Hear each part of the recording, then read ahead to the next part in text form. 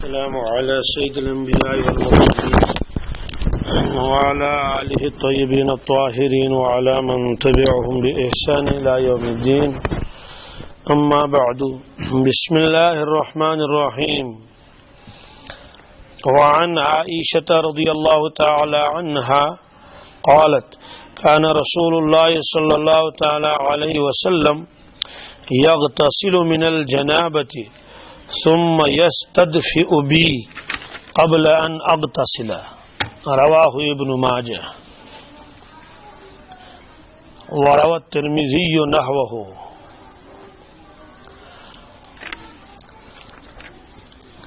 حضرت عائشہ صدیقہ رضی اللہ تعالیٰ عنہ فرماتی ہیں کہ حضرت رسول اللہ صلی اللہ علیہ وسلم غسل فرماتے تھے، جنابت کا غسل، پھر تشریف لاتے تھے اپنے بستر شریف میں، اور میں چونکہ وہاں موجود ہوتی تھی اس لیے آپ آ کے گرمی کرتے تھے بستر میں، قبل ان اغتسل، اور میں نے ابھی غسل نہیں کیا ہوتا تھا، یہ آپ نے فرمایا.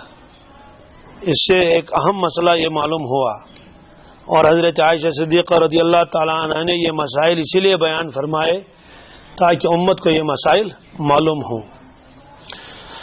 ورنہ ظاہر سی بات ہے میاں بیوی کی یہ چیزیں تو کوئی بھی آدمی کسی سے بیان نہیں کرتا، لیکن چونکہ قانون تھا اور ہم لوگوں کو معلوم نہ ہوتا، اس لیے حضرت عائشہ صدیقہ رضی اللہ تعالیٰ عنہ نے ان چیزوں کو بیان فرمایا. اس کا خلاصہ کیا ہے؟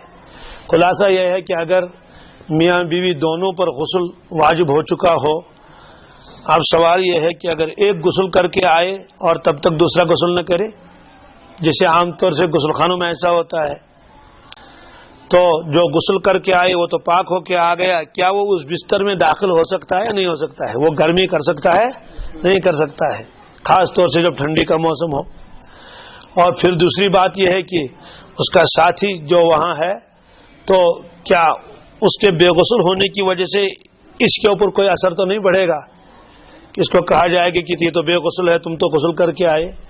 اس کا جواب اسی روایت میں اس سے کوئی فرق پڑنے والا نہیں ہے کہ دو ساتھیوں میں سے ایک، چاہے کوئی بھی ہو، پہلے مثلا بیوی غسل کر کے آ جائے اور شوہر تب تک مثلا بسترے میں سویا ہوا ہے، یا اس کا الٹا کہ شوہر ہی پہلے غسل کر کے آئے، کچھ بھی ہو جائے، تو اس بستر کے اندر آ کے پھر گرمی کر لینا یا مستقل سو جانا، اس کی اجازت ہے، اس میں کوئی ممانعت نہیں ہے. اس سے معلوم ہوا کہ اگر ایک کا بدن ناپاک ہے، ایک کا بدن پاک ہے، تب بھی اس کی وجہ سے کوئی اثر نہیں پڑے گا، اگرچہ وہ ایک ہی بستر میں پھر لیٹ جائیں پھر سو جائیں، اس سے کوئی فرق پڑنے والا نہیں ہے. اسی طرح سے رمضان کا مہینہ ہے، وہ روایت تو آگے آئی جائے گی. سحری کھانے کے بعد سب لوگ پھر آرام کر لیتے ہیں عام طور سے، تو کیا میاں بیوی اسی بستر میں پھر لحاف اوڑھ کے سو سکتے ہیں جبکہ یہ بھی روزے سے یہ بھی روزے سے؟ ظاہر سی بات ہے اس کی بھی اجازت ہے، اس سے ان دونوں کے روزوں پر کوئی اثر نہیں پڑے گا. تو یہ مسائل شریعت نے بتائے ہیں تاکہ ہم لوگوں کو ان مسائل میں کوئی الجھن اور پریشانی نہ ہو جائے، ورنہ اگر مسئلہ معلوم نہ ہو تو کتنی پریشانی ہو جائے گی. وہ کہے گا جناب میں تو غسل کر کے آ گیا، اب مجھے ٹھنڈی لگ رہی ہے، اب وہ الگ سے ادھر سے لحاف اوڑھ کے بیٹھے گا یا کمل اٹھ کے بیٹھے گا. اس کو بتایا ایسے کرنے کی کوئی ضرورت نہیں ہے، یہ نجاست حقیقی نہیں ہے، اس کو نجاست حکمی کہتے ہیں. سارا بدن پاک ہی ہوتا ہے، الا یہ کہ اگر بدن کے کسی حصے پر کوئی ناپاکی لگی ہوئی ہو تو وہ الگ مسئلہ ہے، لیکن اگر ایک دوسرے کے ساتھ ٹچ ہو جائے، ہاتھ لگ جائے، تو اس سے باغسل آدمی کے غسل کے اوپر کوئی حرج نہیں ہے. جیسے اس سے پہلے بھی روایتیں آ چکی ہیں، آگے بھی روایتیں آئیں گی. شاید وہ روایت آگے آ رہی ہے جس میں حضرت ابو ہریرہ رضی اللہ تعالیٰ عنہ آ رہے تھے اور ان کو غسل کی حاجت تھی، راستے میں ملاقات ہو گئی اللہ کے نبی صلی اللہ علیہ وسلم کے ساتھ، تو وہ آ گئی وہ روایت. تو حضرت ابو ہریرہ نے مسافہ نہ کرنا چاہا اور جانا چاہا، لیکن حضرت نبی کریم صلی اللہ علیہ وسلم نے خود ہی ہاتھ بڑھائے، آپ مسافہ کر لو. اس سے بھی یہ مسئلہ معلوم ہوا اگر ایک آدمی بے غسل ہے، دوسرا آدمی جو ہے باوضو ہے باغسل ہے، اگر وہ ہاتھ ملائیں گے مصافحہ کریں گے تو اس سے کوئی فرق پڑنے والا نہیں ہے۔ بہرحال یہ روایت آئی کہ غسل کرنے کے بعد اسی بسترے میں آ کے گرمی کر لینا یا مستقل آرام کر لینا جو بھی ہو، اس کی اجازت ہے۔ وعن ابن عمر رضی اللہ تعالی عنہ قال قال رسول اللہ صلی اللہ تعالی علیہ وسلم لا تقرأ الحائض ولا الجنب شيئا من القرآن رواہ ترمذی۔ لا تقرأ اس کو پیش بھی پڑھ سکتے ہیں اور لا تقرأ الحائض بھی پڑھ سکتے ہیں، زیر بھی، یہ گرامر کے اعتبار سے اس میں دونوں کی اجازت ہے۔ لا تقرأ الحائض اگر پڑھیں گے تو یہ لا بن جائے گا لائے نہیں، اور اگر اس کو لا تقرأ پڑھیں گے تو لائے نفی بن جائے گا۔ بہرحال خلاصہ دونوں میں ایک ہی ہے، یعنی معنوی اعتبار سے کوئی زیادہ فرق پڑنے والا نہیں ہے۔ اس روایت کا کیا خلاصہ ہے؟ حضرت عبداللہ ابن عمر رضی اللہ تعالیٰ عنہ جو صاحبزادے ہیں حضرت عمر فاروق رضی اللہ تعالیٰ عنہ کے، عبداللہ، وہ روایت نقل فرماتے ہیں کہ رسول اللہ صلی اللہ علیہ وسلم نے فرمایا کہ دو شخص قرآن پاک کی تلاوت نہ کرے، دو شخص قرآن پاک کی تلاوت نہ کرے، ایک وہ جس پر غسل واجب ہو چکا ہو، چاہے وہ مرد ہو یا عورت ہو، غسل واجب ہو چکا ہے، اب وہ زبانی قرآن پاک کی تلاوت بھی نہیں کر سکتے ہیں۔ ایسی جو خواتین شرعی تکلیف میں ہوں ان کے لیے بھی آپ نے فرمایا وہ قرآن پاک کی تلاوت نہ کریں۔ گویا کہ خلاصہ یہ نکلا کہ غسل کی حاجت ہو، ضرورت ہو، تب تو قرآن پاک کی تلاوت نہیں کر سکتے۔ اگر غسل کی ضرورت نہیں ہے لیکن بے وضو ہے، بے وضو ہونے کی حالت میں زبانی قرآن پاک پڑھنا چاہے اس کی اجازت ہے، لیکن قرآن پاک کو ہاتھ نہیں لگا سکتا بے وضو، وہ روایت آگے آ رہی ہے۔ زبانی پڑھنے کا مطلب کیا ہے؟ جیسے مثلا آپ گاڑی میں بیٹھے ہوئے ہیں، آپ کا وضو نہیں ہے اور آپ کی عادت ہے آپ روزانہ سورہ یاسین شریف کی تلاوت کرتے ہیں، اتفاقاً آپ کو زبانی یاد ہے، بچپن میں یاد کیا تھا، اب آپ گاڑی میں بیٹھے ہوئے ہیں بے وضو ہیں، اب آپ سورہ یاسین شریف پڑھنا چاہیں، اجازت ہے۔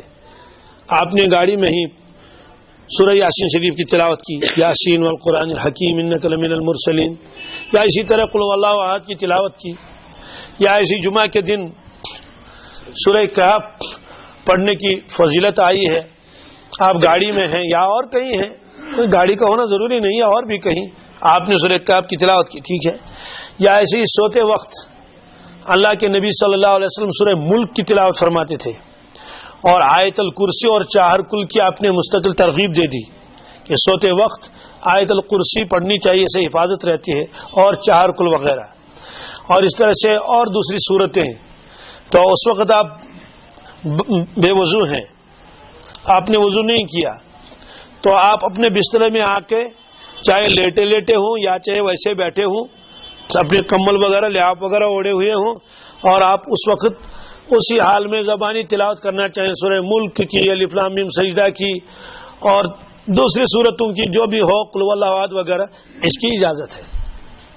تو معلوم یہ ہوا کہ بے وضو شخص قرآن پاک کی تلاوت کر سکتا ہے، البتہ جو بے غسل ہو وہ قرآن پاک کی تلاوت زبانی بھی نہیں کر سکتا ہے۔ ایسے ہی ایک آدمی وہ قرآن پاک دیکھنا چاہتا ہے، زبانی اس کو یاد نہیں، لیکن در سے وہ بے وضو بھی ہے، تو وہ کہتا ہے کہ بھائی میں وضو کر نہیں سکوں گا کسی وجہ سے، تو اب میرے لیے کیا کوئی گنجائش ہے اس کے؟ ہاں، کہ اگر دوسرا کوئی آدمی وہاں ہے جو باوضو ہے، وہ قرآن پاک آپ کے سامنے رکھ دے، رحل پر رکھ دے، تکیہ پر رکھ دے، اور آپ تلاوت کرتے رہیں دیکھ کے، اور وہ آپ کے اوراق جو ہے اس کے قرآن پاک کے الٹتا رہے، اس کی بھی اجازت ہے۔ یا اس نے صرف قرآن پاک کھول کے آپ کے سامنے رکھ دیا، اور آپ کے ہاتھ میں قلم ہے، پین ہے آپ کے ہاتھ میں، اور آپ اسی پین سے اسی قلم کو ہاتھ میں لے کر ایک ورق پڑھ لیا، پھر ختم ہو گیا یہ ورق، تو اسی سے آپ نے ورق کو کیا کر لیا؟ الٹ دیا، پھر دوسرا سبق پڑھ لیا۔ تو اسی طرح سے کسی پاک چیز سے آپ نے اوراق الٹنے شروع کر دیے، اس کی بھی اجازت ہے۔ گویا صرف ہاتھ لگانے کی تو ممانعت ہے، باقی دیکھنے کی ممانعت نہیں ہے۔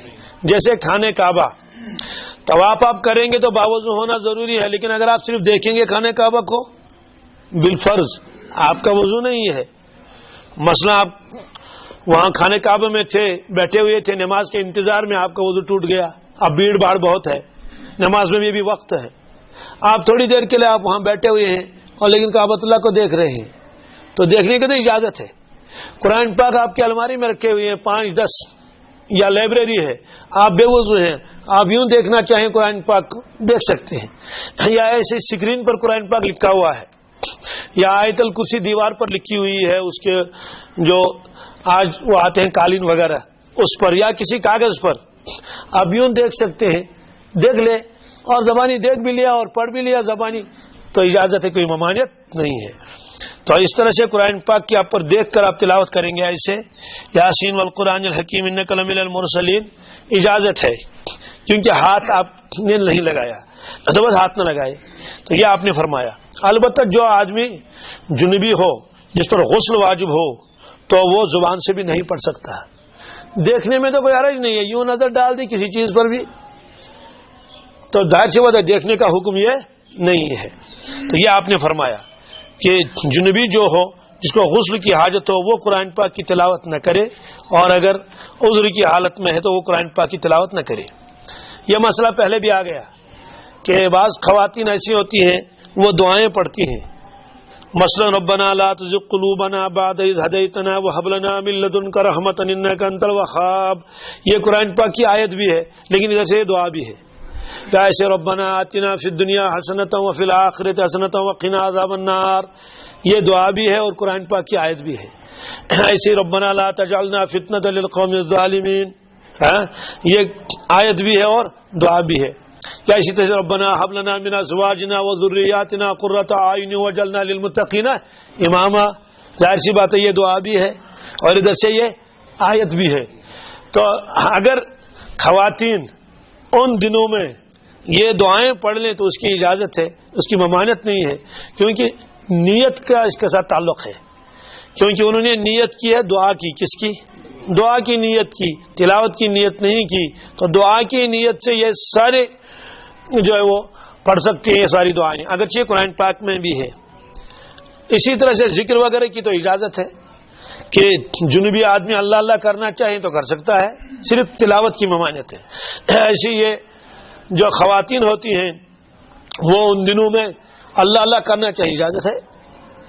تیسرا کلمہ پڑھ سکتی ہیں, درود شریف پڑھ سکتی ہیں, استغفار پڑھ سکتی ہیں, لا الہ الا اللہ پڑھ سکتی ہیں. یہ ساری چیزیں جو ہے وہ اس کی تلاوت وہ بطور ذکر و اذکار وہ کر سکتی ہیں. تو یہ روایت یہی آئی کہ اللہ کے نبی صلی اللہ علیہ وسلم نے فرمایا جنبی اور جو حائض ہو اس کے لیے قرآن پاک پڑھنے کی اجازت اللہ کے نبی صلی اللہ علیہ وسلم نے نہیں دی. اور قرآن پاک کے ہاتھ لگانے والا مسئلہ وہ آگے آئے گا مستقل روایت میں, وہاں اس کی تفصیل آئے گی. وعن عائشہ رضی اللہ تعالی عنہا قالت قال رسول اللہ صلی اللہ تعالی علیہ وسلم وجہوا هذه البیوت عن المسجد فإنی لا احل المسجد لحائض ولا جنب, رواہ ابو داؤد. یہ دوسری روایت ہے. اس روایت کا ترجمہ کیا ہے؟ ترجمہ تو بہت آسان ہے کہ اللہ کے نبی صلی اللہ علیہ وسلم صحابہ کرام سے فرمایا کہ اپنے ان گھروں کے دروازوں کو دوسری طرف موڑ لو, اپنے ان گھروں کے دروازوں کو دوسری طرف کر لو, اس لیے کہ میں مسجد کے اندر کسی جنبی کو اور کسی خاتون کو جو عذر کی حالت میں ہو مسجد میں آنے کی اجازت نہیں دیتا ہوں. سوال اس کا کیا مطلب ہے کہ اپنے گھروں کو مسجد کی طرف سے پھیر دو؟ اصل وجہ یہ ہے کہ مسجد نبوی شروع میں چند صفحے تھے کہ اس کے اوپر وہ چھت پڑی ہوئی تھی, ایسے ہی پلین چھت, اوپر مٹی ڈلی ہوئی تھی. پھر جو ہے حی علی الصلاح اور حی علی الفلاح اس کی جانب سے یہاں سے لے کر وہاں تک دیواریں تھی, اور حی علی الفلاح میں تو حجرات بھی تھے. اس کے بعد سامنے بہت بڑا حصہ تھا کھلا ہوا, بالکل یہاں سے لے کر وہاں تک. تو اسی طرح سے ایسے بھی وہاں تک تھا, حی علی الصلاح کی جانب سے دور تک یہ حصہ کھلا ہوا تھا, اس میں دیوار بندی نہیں تھی. اب اسی مسجد کے ادھر کو صحابہ کرام کے مکانات تھے, ایک لائن تھی صحابہ کنار کے مکان، کس کا یہ یہاں مکان، کسی کا وہاں، کسی کا یہاں.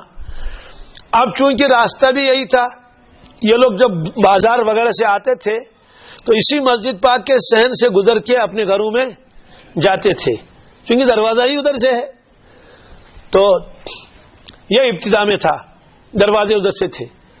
اب بعض لوگ ادھر دوسرے طرف سے بھی جاتے تھے اور کیا کیا کرتے تھے، تو عموماً جلدی میں تو آدمی تو گزر ہی جاتا تھا، اور کوئی باقاعدہ مسجد اس طرح بندی ہوئی نہیں تھی کہ قالین بچھے ہوئے ہوں. بالکل صحن تھا، لیکن وہ مسجد کے حدود کے اندر تھا. تو جو آپ نے دیکھا کہ ادھر سے تو راستہ بن رہا ہے، گویا کہ لوگ آ رہے ہیں، اپنے گھروں کو جا رہے ہیں، نماز کے لیے آئے تو الگ مسئلہ ہے. آپ نے فرمایا یہ جو گھروں کے تمہارے دروازے ادھر کو ہیں، مسجد کی طرف کھلتے ہیں، یہ دروازے بند کر لو، دوسری طرف سے اپنے دروازے بنا لو. کیوں؟ آپ نے فرمایا کہ ویسے آدمی چلے ٹھیک ہے، چلو چل گیا، لیکن مستقل راستہ بھی نہیں بنا سکتا. پھر دوسری بات یہ ہے کہ کبھی آدمی بے غسل بھی ہوتا ہے تو اس کو بے غسل ہونے کی حالت میں بھی اسی راستے سے گزرنا پڑتا ہے، اور یہ حصہ مسجد کا ہے.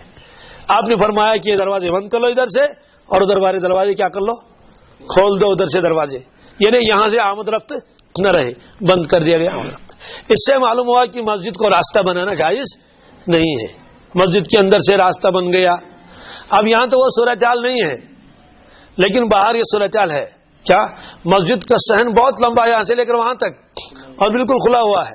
جیسے دلی کی جامع مسجد وغیرہ آپ نے دیکھی ہوں گی، بہت ساری مسجدیں ہیں. ہاں تو اس میں ایسا ہی ہے کہ لوگ اس کو ادھر رہتے ہیں تو بس مختصر شارٹ کٹ کرنے کے لیے وہ مسجد کے اس دروازے سے داخل ہو گئے اور اس دروازے نکل گئے تو جو بازار ہے بازار کے اس طرف پہنچ گئے، کیونکہ ادھر سے جائیں گے تو ذرا چکر لمبا پڑے گا. تو اس کی اجازت نہیں ہے کہ اللہ کے گھر کو کیا بنا دیا جائے، راستہ بنا دیا جائے. تو اس کی ممانعت ہے. آپ نے فرمایا ان گھروں کے اس کو پھیر دو. پھر چھوٹے چھوٹے دروازے بھی تھے، کھڑکیاں، تو کبھی صحابہ کرام ان کھڑکیوں سے بھی اندر آ جاتے تھے نماز پڑھنے کے لیے، حالانکہ اس وقت نماز پڑھنے کے لیے آتے تھے. آپ نے فرمایا یہ سارے کھڑکیاں بند کر لو. فرمایا ساری کھڑکیاں بند کر لو بھائی ادھر جو مسجد میں کھلتی ہیں، الا خوخۃ ابی بکر صدیق رضی اللہ تعالیٰ. البتہ ایک کھڑکی اجازت ہے کھلی رکھنے کی، اور کس کی؟ فرمایا حضرت ابو بکر صدیق کی کھڑکی رضی اللہ تعالیٰ، بس، اور کسی کی کھڑکی کھلی ہوئی نہیں رہنی چاہیے. اور وہ کھڑکی کہاں تھی؟ وہ جگہ آج بھی متعین ہے، یعنی موجود ہے وہ آج جگہ. کیسے؟ جب انشاءاللہ آپ سب حضرات اور ہم سب پہنچ جائیں گے مدینہ طیبہ تو باب السلام سے داخل عموماً ہوتے ہیں لوگ سلام عرض کرنے کے لیے. تو باب السلام کے اوپر وہ ایک جو ہے وہ سبز مینارہ بنا ہوا ہے باب السلام کے اوپر. بس وہ مینارہ وہی ایک ہی ہے اس رنگ کا اور اس سید کا، اس سے داخل ہو جاتے ہیں. تو باب السلام کے بغل میں بالکل اسی کے ساتھ ایک دروازہ اور ہے، اس کو باب الرحمہ کہتے ہیں. کیا؟ باب الرحمہ. تو باب الرحمہ کے ساتھ ہے باب ابو بکر صدیق، اور اس کے بالکل ساتھ میں. تو اس کو باب ابو بکر صدیق اس لیے کہتے ہیں کہ وہ مکان تھا حضرت ابو بکر صدیق کا.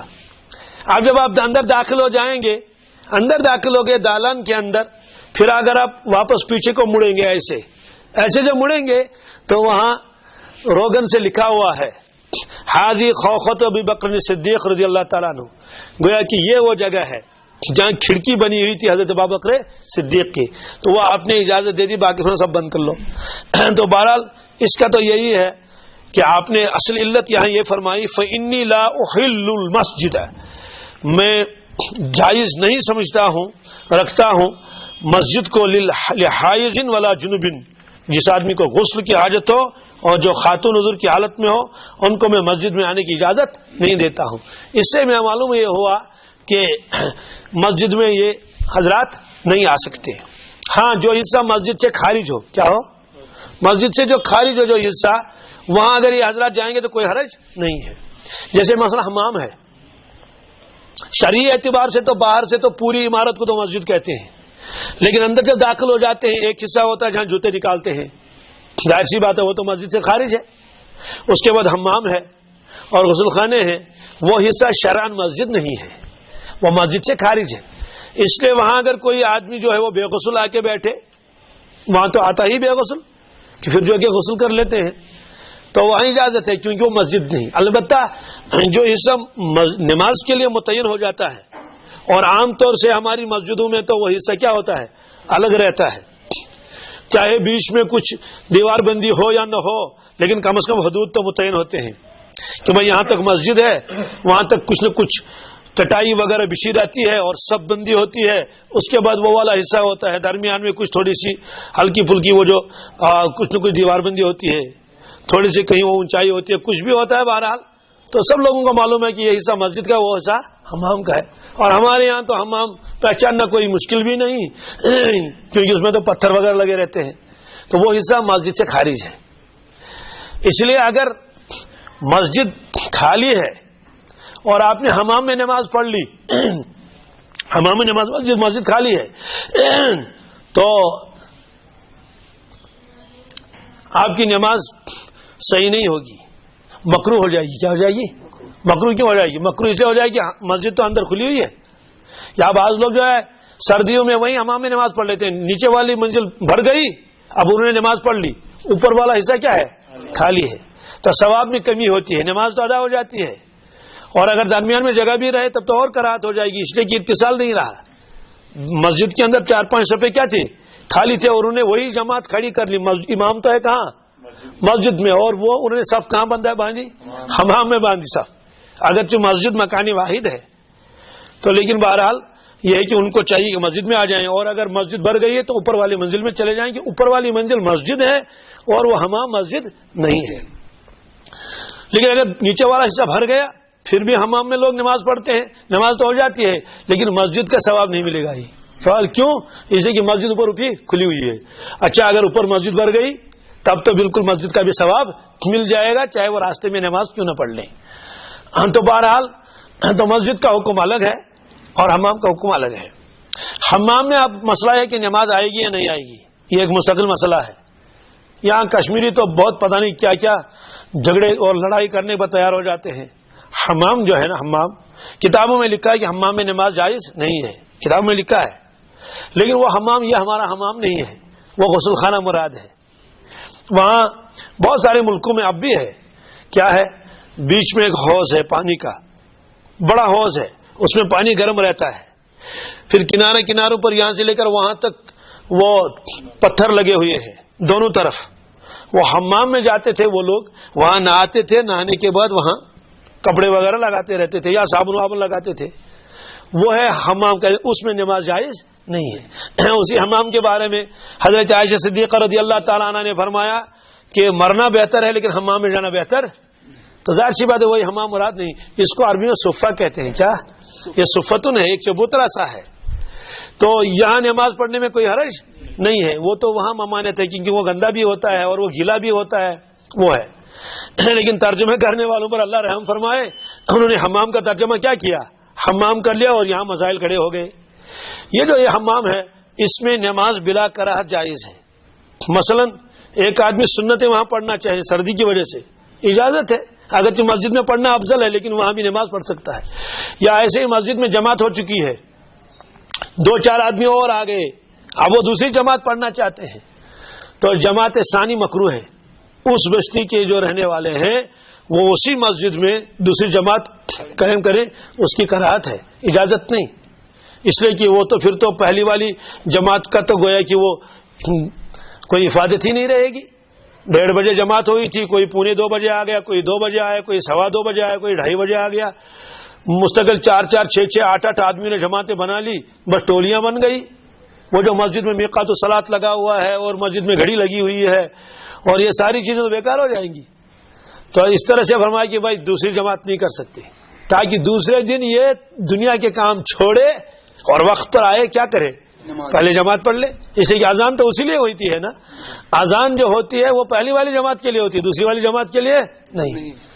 ہاں کوئی مسافر ہے، اس بستی کا رہنے والا نہیں ہے، اچانک پہنچ گیا اور مسجد سے علاوہ کوئی جگہ بھی نہیں ہے، صحن نہیں ہے اور کوئی چیز نہیں ہے، خارج مسجد کوئی صاف جگہ نہیں ہے، تو وہ اگر مسجد میں جماعت کرنی چاہیں دوسری جماعت، کیونکہ مسافر ہیں، اس گاؤں کے رہنے والے نہیں ہے، جماعت والے دیر سے پہنچ گئے تبلیغ والے، تو ان کی اجازت ہے کہ ایک کونے میں، کس کیا ایک کونے میں اپنی جماعت وہاں کر لیں. اور اس میں یہ بھی لکھا ہے تکبیر نہ پڑھیں. کیا؟ جی، یہ لکھا ہے فقہاء کرام نے. کیوں؟ اس لیے کہ ایک تکبیر یہاں ہو چکی ہے. اب یہ دوسری تکبیر کیسی؟ جیسے دوسری اذان نہیں دے سکتے اور دوسری تکبیر بھی اس مسجد میں نہیں پڑھ سکتے ہیں. کیوں کہتے ہیں یہ کہ عظمت کے خلاف ہے؟ کیا ہے؟ اصل میں ہم لوگوں کو اندازہ نہیں کہ جماعت کیا چیز ہے، یعنی نماز جماعت کے ساتھ پڑھنا. اسی لیے اللہ کے نبی صلی اللہ علیہ وسلم نے فرمایا میرا جی چاہتا ہے کہ یہاں مسجد میں اور کسی کو امام بنا لوں اور لوگوں سے کہوں کہ جماعت پڑھ لو، خود مسجد سے نکل جاؤں اور جوانوں کی ایک جماعت ساتھ لے لوں اور پھر دیکھوں کون کون گھر میں نماز پڑھ رہا ہے، کون کون گھر میں، تو پھر لکڑیاں جمع کر کے ان کے گھروں میں آگ لگا دوں اور ان کو وہی جلا دوں. کس میں؟ گھروں کے اندر ہی لاگ جلا دیا، ان کو باہر نہیں نکل. میں کہوں جلو وہیں. کیوں؟ مسجد کیوں نہیں آئی؟ مسجد اس سے معلوم ہے اگر دوسری جماعت کی اجازت ہوتی تو اللہ کے نبی صلی اللہ علیہ وسلم اتنی جو سخت ناراضگی کا اظہار نہیں فرماتے. ٹھیک ہے یہ جماعت نہیں، دوسری جماعت کر لیں گے، تیسری کریں گے، چوتھی جماعت کر لیں گے. تو اس طرح سے فرمایا کہ اصل جماعت تو وہی ہے جو پہلی والی جماعت ہے، دوسری جماعت ہی کیا ہے. تو اگر دوسری تیسری چوتھی جماعت کی اجازت دے دی جائے تو پھر تو پہلی والی جماعت کا تو کوئی وہ نہیں رہے گا. ہاں جو مسجدیں ایئرپورٹ پر ہیں، ریلوے اسٹیشن پر ہیں، بس اڈوں پر ہیں، جہاں امام بھی متعین نہیں، مقتدی بھی متعین نہیں، صرف 10 سے لے کر 4 تک ملازمی نماز پڑھتے رہتے ہیں، وہاں 50 جماعتیں پڑھ لیجئے. اس لیے کہ وہاں امام بھی متعین نہیں، مقتدی بھی متعین نہیں، جماعتیں آ جاتی ہیں چلی جاتی ہیں اور 24 گھنٹے وہاں رش رہتا ہے لوگوں کا. وہاں جماعت ثانی کرنے کی کیا ہے؟ اجازت ہے، وہاں پابندی. معلوم یہ ہوا کہ جماعت ثانی کی پابندی اس بنیاد پر ہے. تو بہرحال حمام میں جماعت کرنا چاہیں آپ اجازت ہے. کیوں؟ اس لیے کہ نماز کے لیے شرط ہے جگہ کا پاک ہونا. کیا؟ مجھے بتائیے حمام ناپاک ہے پاک ہے؟ اس لیے وہاں کتا نہیں آتا، وہاں گوبر نہیں، وہاں کیچڑ نہیں، وہاں جوتا لے کر کوئی نہیں چلتا، وہ بالکل صاف و شفاف پتھر ہے. بلکہ بعض مرتبہ تو حمام کو بھی دھویا جاتا ہے. حمام اس کیا کرن صفائی وفائی کرن چھلن چکن پچ حمام تاون.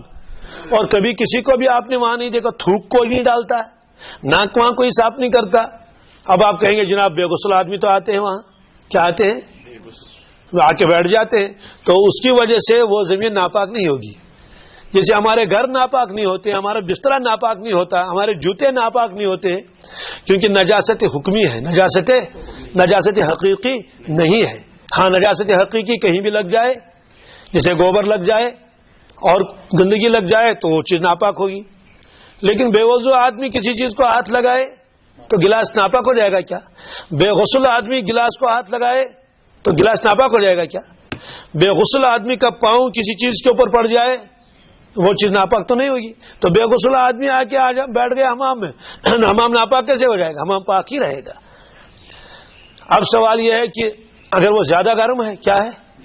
بہت زیادہ گرم ہے کہ آدمی سجدہ بھی نہیں کر پاتا ہے، تو ظاہر سی بات ہے تو گرمی کی وجہ سے تو کراہت ہو جائے گی کہ تمہارا سجدہ ٹھیک طرح سے ادا نہیں ہوا. کیا یوتھی ڈاکٹروں ان کا سج حمام سے ڈٹلو گستوت، تب تو ہم کہیں گے بھائی یہ پتھر زیادہ گرم ہے. وہ چاہے حمام کے پتھر زیادہ گرم ہوں یا باہر کے پتھر زیادہ گرم ہوں، جیسے اہل عرب کے یہاں اتنے زبردست پتھر گرم ہوتے ہیں، اللہ اکبر، مدینہ طیبہ اور مکہ شریف میں، کہ اگر آدمی کھڑا رہے تو لگتا ہے کہ اس کی جو ہے پاؤں کی کھال جو ہے وہ بالکل جل جائے گی. کوئی چل نہیں پاتا یہاں سے لے کر وہاں تک، ہرگز نہیں. اب سوال ہے کہ طواف کیسے کرتے ہیں؟ تو پھر وہ کیوں نہیں جلتے ہیں؟ اس کی وجہ یہ ہے کہ وہ جو پتھروں نے بنائے ہیں وہ گرم ہوتے ہی نہیں. وہ گرم وہ بناتے ہیں وہ پتھر، اس میں وہ کچھ کیا کیا لگاتے ہیں، ایک قسم کا سیمنٹ ہوتا ہے اور اس میں کیا کیا ڈالتے ہیں، کچھ کیمیکل وغیرہ. تو چاہے کتنی ہی دھوپ ہو وہ پتھر گرم ہوتے ہی نہیں. اس سے طواف کرنے والوں کو کوئی پریشانی نہیں. اور جہاں سے وہ پتھر ختم ہو گئے دوسرے پتھر لگا دیے ہیں تو وہاں جو پاؤں رکھنا دشوار ہو جاتا ہے، تو گرمی کی وجہ سے. اور اگر حمام کے اوپر آپ نے کوئی چیز بچھا لی، پھر چاہے کتنا ہی گرم ہو اور آپ اطمینان سے نماز پڑھ سکتے ہیں تو کوئی حرج نہیں. یہی حکم گھر کے حمام کا ہے. کس کا؟ گھروں میں آج حمام ہے نا چھوٹے چھوٹے، تو چھوٹے چھوٹے حمام اپنے گھروں میں ہے، آپ وہاں نماز پڑھ سکتے ہیں، تلاوت کر سکتے ہیں، ذکر کر سکتے ہیں، اللہ اللہ کر سکتے ہیں، تو وہ حمام جو ہے وہ اس میں نماز پڑھنا مکروہ نہیں ہے۔ اور جو کتابوں میں حمام کا لفظ آیا ہے وہ مراد یہ ہے وہاں کہ جو وہ حمام ہے جو یہاں باہر ملکوں میں تھے، وہ یہاں حمام یہاں نہیں ہوتے ہیں جہاں لوگ غسل کرتے تھے۔ کیا کرتے تھے؟ غسل کر لیا اور وہیں پھر بیٹھے، اور وہاں لوگ اکثر ننگے ہوتے تھے، سطر کا پورا اہتمام نہیں ہوتا تھا، اسی لیے حضرت عائشہ صدیقہ رضی اللہ تعالیٰ نے فرمایا کہ مرنا تو بہتر ہے، کیا لیکن حمام میں جانا بہتر نہیں ہے۔ وہاں یہ کیوں فرمایا مرنا تو بہتر ہے؟ ورنہ اس حمام میں تو خواتین بھی آ سکتی ہیں، مثلا آپ نے وہ نماز پڑھنا چاہیں، مثال کے طور پر کہیں سفر میں آپ جا رہے ہیں، میاں بیوی ساتھ ہیں، تو وہ آپ گرمی کرنا چاہے گرمی بھی کر سکتی ہے، بیٹھنا چاہے بیٹھ بھی سکتی ہے، اور مسجد میں بھی نماز پڑھ سکتی ہے، کوئی یہ بھی اتنا کوئی وہ نہیں ہے۔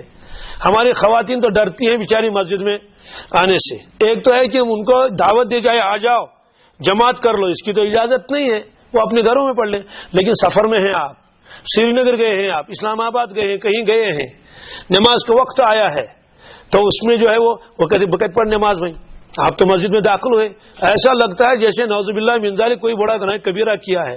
اگر کوئی خاتون بھائی باپردہ خاتون ہے، پردے میں ہے، وہ بھی وضو بنا لے، بات سمجھ آ گئی، اور وہاں تو اس وقت کوئی ہوتا بھی نہیں، کیونکہ عام طور سے سفر میں تو دیر سویر ہو ہی جاتی ہے، تو آگے بالکل مسجد کے اندر آ کے وہ نماز پڑھ سکتی ہے خواتین، جیسے مسجد نبوی میں نماز پڑھتے ہیں، جیسے کعبۃ اللہ میں نماز پڑھ لیتی ہیں۔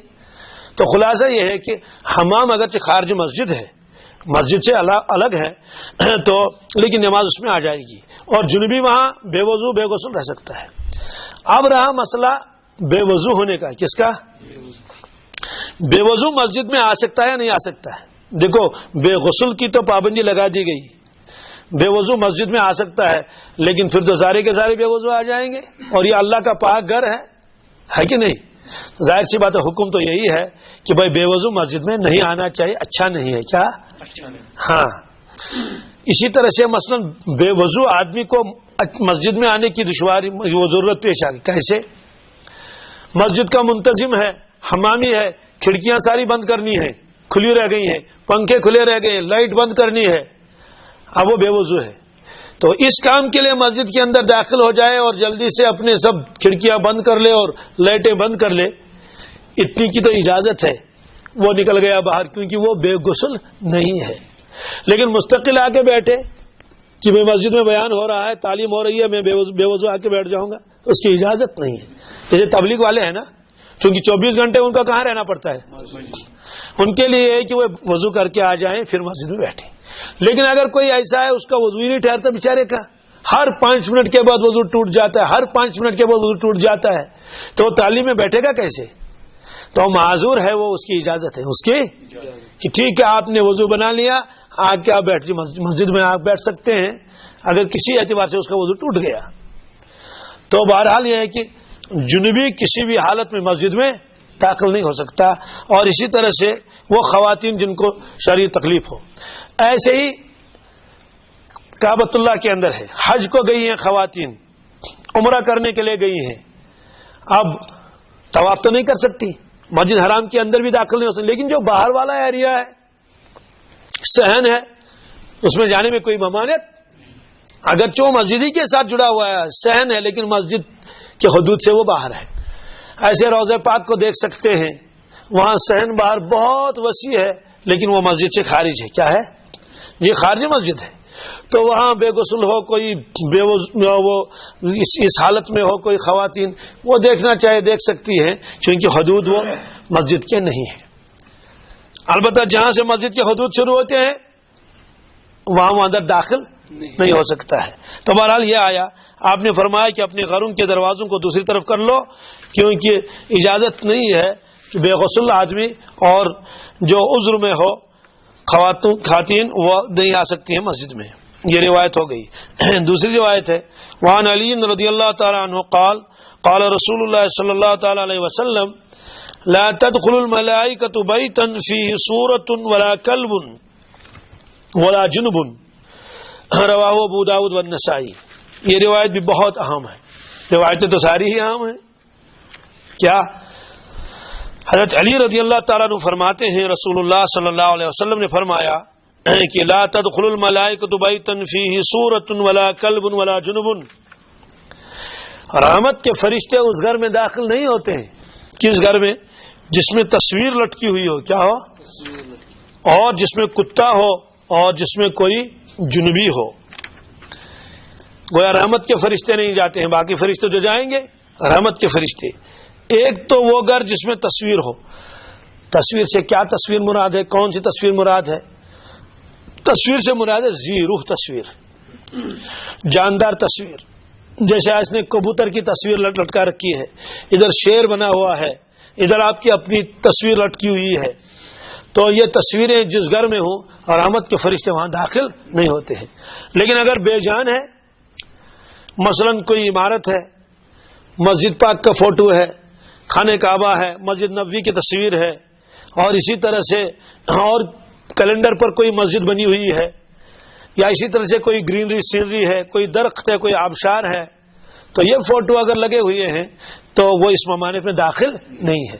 یا وہ ہے جو صورت ہو یعنی جاندار، تو اس میں فرشتے داخل نہیں ہوتے ہیں. کیوں داخل نہیں ہوتے ہیں واللہ عالم. ممانعت ہے. اللہ کے نبی صلی اللہ علیہ وسلم نے فرمایا ان تصویروں کو لٹکا کے نہیں رکھنا چاہیے، تصویریں رکھنی نہیں چاہیے. آپ نے یہ فرمایا. وہ تصویر چاہے کاغذ پر بنی ہوئی ہو یا وہ مجسمہ ہو، تو دونوں کا ایک ہی حکم ہے. اس میں ہم لوگ کی بہت بے احتیاطی ہے.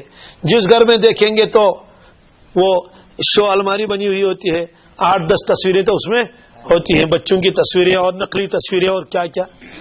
ہاں بعض مرتبہ وہ ایک چھوٹی بچی اور چھوٹا سا بچہ وہ قرآن پاک پڑھ رہا ہے دکھائی دیا جاتا ہے. تو چاہے کوئی بھی ہو بہرحال ممانعت ہے، نہیں رکھ سکتے. بعض اگر نقلی براق ہے، کیا ہے نقلی براق ہے، وہ براق دیکھا تھا کس نے؟ اگر اصلی براق کی بھی تصویر ہوتی تب بھی ممانعت ہے، اس لیے کہ تو جاندار ہے. بعض اگر دلدل کا وہ فوٹو لگا ہوا ہے، یہ سب ممانعت ہے. تو وہاں فرشتے رحمت کے داخل نہیں ہوتے ہیں. گھروں میں ان چیزوں کو نہیں رکھنا چاہیے. تو بہرحال یہ تفصیل اس کے آگے بھی آئے گی. اس میں یہ ہے کہ جو مجسمے ہیں، جو چیزیں ہیں، ان کو رکھ سکتے نہیں رکھ سکتے. تو اس میں بعض علماء جو ہیں وہ اجازت دیتے تھے، جیسے گڑیا وغیرہ، کہ بھائی گڑیا رکھتے تھے. حضرت عائشہ صدیقہ رضی اللہ تعالیٰ عنہ کی گڑیا تھی. اس کا جواب دیتے ہیں تو وہ تو صرف ایک کپڑا تھا اس طرح کا، اور اس کو لپیٹا ہوا تھا، تو اس میں ادھر سے ادھر تاگا باندھا ہوا تھا. نہ اس میں آنکھ تھی، نہ اس میں کان تھے، اور نہ اس میں دوسرے اعضا تھے. لیکن آج کل کی گڑیا جو ہے نا، آپ دیکھ لیجئے، وہ تو بولتی بھی ہے، وہ تو یوں بھی کرتی ہے آنکھوں کو، ہے نا. اس کے باقاعدہ لپسٹک بھی لگا ہوا ہے، اور سنہرے بال بھی لگے ہوئے اس کے، اور باقاعدہ اس کا جوتا بھی پہنا ہوا ہے، اور اس کے لباس بھی پہنا ہوا ہے. تو اسی لیے بعض حضرات نے اس کو بھی صورت کے حکم میں داخل کر لیا.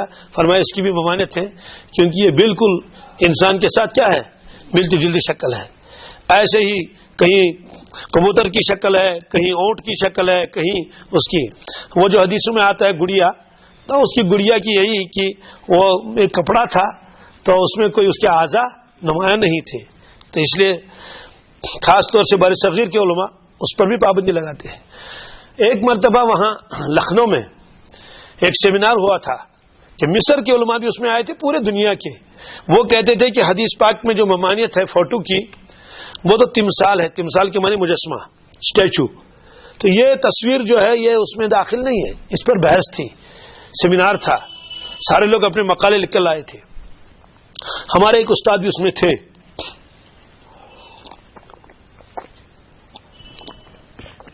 تو مصر کے علماء تو مانتے ہی نہیں تھے، یہ تصویر اس میں نہیں داخل نہیں ممانعت میں. علماء ہند، علماء پاکستان وغیرہ یہ کہتے تھے یہ اس میں داخل ہے. دلائل اپنی اپنی جگہ تھے. اس کے بعد مفتی صاحب نے بتایا کہ صبح کو فجر کے بعد نماز کے بعد ہم ٹہلنے جا رہے تھے، تو مصر کے شیخ میرے ساتھ تھے، وہ جو علماء تھے. وہ ندی میں نے بھی دیکھی ہے، لکھنؤ میں ہے، ندوۃ العلماء کے قریب میں. وہاں قریب میں وہ جو ہے وہ ندی بہ رہی ہے، تو ندی کے کنارے پر وہاں بڑے بڑے وہ بورڈ لگے ہوئے ہیں، اس میں کچھ تصویریں بنی ہوئی ہیں ان کے معبودان کی. معبودان وہ باطل ہیں، ان کے تصویریں بنی ہوئی ہیں. تو وہاں بہت سارے لوگ آ کے وہاں پوجا کرتے ہیں. تو میں نے شیخ سے کہا انظر یا شیخ، میں نے شیخ سے اشارہ کرے، میں نے کہا شیخ دیکھ لو کہ یہ تمثال ہے یا تصویر ہے؟ ام حاجی صورت ام تمثال؟ شیخ نے دیکھا حیران ہو گیا، تو مفتی صاحب نے بتا دیا، اپنے سر پکڑ کے بیٹھ گیا شیخ مصر کا، کہنے لگا کہ ہم کو تو اس عالم کی تو خبر ہی نہیں، یہاں تو کہ تصویروں کی بھی پوجا ہوتی ہے، کس کی؟ یہاں تو کاغذ کے اوپر کچھ بنا ہوا تو اس کی بھی پوجا ہوتی ہے۔ تو اس نے فوراً کہہ دیا، جب واپس آ گیا اس نے کہا علماء ہند کا جو فتویٰ ہے یہی صحیح ہے، یہی صحیح ہے۔ انہوں نے کہا ہم تو مصر کے رہنے والے ہیں، ہمیں تو یہ بھی معلوم بھی نہیں کہ کاغذ کی بھی پوجا ہو رہی ہے۔ تو اب تو مسلمان بھی اللہ بچائے کہ وہ کاغذ کی پوجا کرتے ہیں۔ ہمارا ایک رشتہ دار ہے ایک جگہ، بہرحال اس کے پیر کی تصویر گھر میں ہے، جب وہ صبح جائے گا تو نماز بھی پڑھتا ہے، تو جائے گا تو تھوڑا سا اس کو بھی کیا کرے گا، سلام کر لے گا اور ہاتھ جوڑ کے کہے گا پیر صاحب بدراس قائم ہے۔ شام کو آئے گا تو ضرور اس کو وہ کرے گا، ظاہر سی بات ہے وہ تو ایک تصویر ہے نا۔ تو اسی سے تو پھر بت پرستی شروع ہو جاتی ہے اور شرک میں آدمی مبتلا ہو جاتا ہے۔ شریعت نے پابندی لگا دی، ان تمام تصاویر کو کیا کر لو، ختم کر لو، یہ تصاویر نہیں ہونے چاہیے۔ تو یہ تو مسلمانوں کا حال ہے۔ اور آپ نے دیکھا ہوگا سکھوں کے یہاں جو گاڑیاں جو ڈرائیور اکثر چلتے ہیں ان کی گاڑی میں چڑھ کے دیکھو تو تصویر تو ہے نا، صبح اٹھیں گے اور اپنا وہ اس کو پوجا پاٹ کر لیں گے اور کچھ اگربتی وغیرہ بھی جلا لیں گے۔ تو اس لیے بہرحال فرمایا گیا کہ زیرو کی تصویر جس گھر میں ہو رحمت کے فرشتے وہاں داخل نہیں ہوتے ہیں۔ ولا کلب، دوسری نمبر پر کتا ہے، کیا؟ جہاں کتا ہو وہاں بھی رحمت کے فرشتے داخل نہیں ہوتے۔ سوال ہے کہ کون سا کتا مراد ہے؟ ایک تو یہ کتے جو آوارہ کتے ہیں، سول ہزم سول ہوں نچن اوڑی اوڑ، ہاں یہ تو ہے ہی نہیں، اس کا تو کوئی مالک نہیں ہے۔ تو وہاں کتے سے مراد ہے جو آدمی کتے کو پالتا ہو، جیسے انگریز پالتے ہیں، اس کے لیے مستقل وہ انتظام کیا جاتا ہے، اس کو وہ جیکٹ وغیرہ بھی پہنایا جاتا ہے اور صبح مارننگ واک اور شام کو ایوننگ واک اس کو کیا جاتا ہے، باقاعدہ اس کے لیے گوشت خرید لیا جاتا ہے، اس کو روٹی بنائی دی جاتی ہے، مستقل ایک ملازم اس کے ساتھ لگا ہوا یا گھر کے فرد وقتاً وقتاً اس کی خبر گیری کرتے رہتے ہیں، وہ کتا مراد ہے۔ اس کتے کو پالنے کی ممانعت ہے کہ ایسے کتے کو گھر میں مت رکھو۔ کیوں؟ انسان اشرف المخلوقات ہے۔ ارے اگر پالنا ہے تو بھیڑ پال لو، بکری پال لو، گائے پال لو، کم از کم دودھ بھی حاصل کر لو۔ کتے سے کیا حاصل ہو جائے گا؟ ظاہر سی بات ہے کتیا کا دودھ تو نہیں پی سکتا، کتے کا گوشت نہیں کھا سکتا، وہ نجس ہے، وہ ناپاک ہے، تو پابندی لگا دی گئی۔ بعض لوگ کہتے ہیں کہ ہے خون اس گشت پتہ اتراؤن تل، کیا حدیث پاک میں خون مرچون کی حدیث میں ہے کہ کتے کو پالنا ممنوع ہے، اس لیے اس کو روٹی کا ٹکڑا بھی مت ڈال دو۔ اس کا مفہوم الگ ہے، اس کا مفہوم الگ ہے۔ کتے کو روٹی کا ٹکڑا ڈالنا ممنوع نہیں ہے۔ آپ کے صحن میں کتے ہیں، آ رہے ہیں جا رہے ہیں، آپ دسترخوان جھاڑ لیجئے، آپ ان کے لیے کچھ روٹی وغیرہ کا ٹکڑا رکھ دیجئے، ڈال دیجئے، ثواب ملے گا۔ حدیث پاک میں ہے ایک خاتون تھی گنہگار، اس نے کتے کو پانی پلایا، کیا کتے کو پانی پلایا، اللہ کے نبی صلی اللہ علیہ وسلم نے فرمایا اللہ تعالیٰ نے اس خاتون کی مغفرت کر دی، میں نے اس کو جنت میں دیکھا۔ یہ رسول اللہ صلی اللہ علیہ وسلم نے فرمایا۔ یہ روایت تو بخاری شریف میں بھی ہے اور دوسری کتابوں میں بھی ہے۔ تو معلوم ہے کہ کتے کو کھانا ڈالنا یہ الگ مسئلہ ہے اور پالنا، تو یہ جو ہم کتے ہمارے آنگن میں ہوتے ہیں اس کو کون پالتا ہے؟ مرے تو کون پوچھنے جائے گا؟ کچھ بھی نہیں۔ تو اس لیے کتے کو کھانا ڈالنا، روٹی کا ٹکڑا ڈالنا، اس کی اجازت ہے، ثواب ملے گا۔ اور یہ بھی تو مخلوق ہے، یہ کہاں جائیں گے؟ تو پیچھے بھوکے مریں گے۔ لیکن مستقل اس کو کیا کرنا، اس کو پالنا، جیسے ہم بھیڑ بکریاں پالتے ہیں کہ بیمار ہو جائے تو پھر اس کے لیے ویٹرنری کے پاس جا کر وہاں سے وہ لائیں، اس کی ممانعت ہے۔ فرمایا کہ جس گھر کے اندر یہ کتا ہو تو وہاں رحمت کے فرشتے داخل نہیں ہوتے۔ سوال ہے کہ جو بکروال ہوتے ہیں ان کے پاس بھی کتے رہتے ہیں۔ کوئی آدمی بستی سے دور باغ میں اس نے مکان بنایا ہے، وہاں رات کو ڈر لگتا ہے یا اور حفاظت کے لیے کسی نے کتا رکھا ہے، اس کی اجازت ہے، اس کی ہاں، لیکن اس کو بھی باہر ہی رکھے۔ کتا ہے تو باہر ہے، اسی طرح سے باغ میں کتا ہے تو اس کی اجازت ہے، کیونکہ وہ اس وقت ضرورت ہے، ضرورت کے وقت ہاں وہ بھی رکھ سکتا ہے۔ جو گاؤں سے باہر بستی سے دور رہتا ہو اور رات کو ڈر ہو کہ ڈاکو آ جائیں گے، چور آ جائیں گے، ویسے ہی ڈر لگتا رہتا ہے، وہ اگر کتا رکھے گا تو اس کی اجازت ہے، گویا اس کا ایک مقصد ہے، اس کا ایک۔ لیکن اپنے گھر کے اندر رکھے کتا بلا ضرورت، کوئی مقصد ہی نہیں، وہ اس ممانعت میں داخل ہے۔ پھر جو کتے کے ساتھ رہتا ہے نا تو کتا چاٹتا بھی ہے، اور کتے کے پلوں کو اب تو باقاعدہ جو ہے وہ گود میں بھی لیا جاتا ہے، اور ان کی تصویریں تو بہرحال ہر گھر میں ہیں۔ ہمارے ایک صاحب ہیں بہت عجیب غریب باتیں کر لیتے ہیں، اس نے ایک مرتبہ کہا، ایک گھر میں گیا، بالکل سیدھا سادہ آدمی ہے، الماری کی طرف دیکھا، یوں تتیسم ہون تمس بنائی تات پہ دب نمن ہون تم سربن پہ بیان وشم کو کھاڑمت سان پران کیا کر سربنوں پہ کر تک وچن یم کو کھاڑمت یہ ہے۔ تو بہرحال دو چیزیں ہو گئی۔ تیسرا ٹکڑا ہے ولا جنبن، جو آدمی بے غسل ہو، کیا ہو، تو اس گھر میں بھی فرشتے داخل نہیں ہوتے ہیں۔ سوال بے غسل ہونے سے کیا مراد ہے؟ مراد ہے جو اس کا عادی ہو اور وہ غسل کرنے میں تاخیر کرتا ہو، پھر نماز بھی قضا کرتا ہو، نماز بھی اتفاقاً غسل میں دیر ہو جائے، وہ اس ممانعت میں داخل نہیں ہے۔ ظاہر سی بات ہے غسل کرنے میں تو دیر ہو ہی جائے گی، لیکن فجر کی نماز جماعت سے نہ چھوٹے اور قضا میں نہ ہو جائے۔ یہ روایت آئی، آگے اور بھی روایتیں ہیں۔ اللهم صل على سيدنا محمد وعلى آل سيدنا محمد وأصحاب سيدنا محمد وبارك وسلم عليهم. اللهم أحسن عاقبتنا في الأمور كلها وأجرنا من خزي الدنيا وعذاب الآخرة. ربنا آتنا في الدنيا حسنة وفي الآخرة حسنة وقنا عذاب النار. یا اللہ ہم سب کے حال پہ رحم فرما، دستگیری فرما، نظر عنایت فرما، شفقت اور مہربانی کا معاملہ فرما۔ اے اللہ ہماری پریشانی کو دور کر دیجئے۔ اے اللہ جن جن گھروں میں آج پانی کی سختی بہت ہے، یا اللہ اے پروردگار پانی کی سختی کو دور فرما دیجئے۔ اے اللہ پریشانیوں سے بچا دیجئے، نجات دے دیجئے۔ اے اللہ اپنے خزانوں سے ہمیں بھرپور نصیب فرما۔ کاروبار جن کے یہاں ہے اللہ ان کاروبار میں کچھ پریشانیاں آ رہی ہیں، ان پریشانی کو دور فرما دیجئے۔ حلال طیب رزق ہمیں نصیب فرما۔ یا اللہ ہمارے حال پہ رحم فرما، اہل و عیال پہ رحم فرما، سجدوں کا سرور، نمازوں کا نور ہمیں نصیب فرما۔ ہماری دعاؤں کو محض اپنے فضل و کرم سے اور رسول اللہ صلی اللہ علیہ وسلم کے صدقہ طفیل میں قبول فرما۔ صلی اللہ علیہ سیدنا محمد وعلی آلہ وصحبہ اجمعین برحمتک یا ارحم الراحمین۔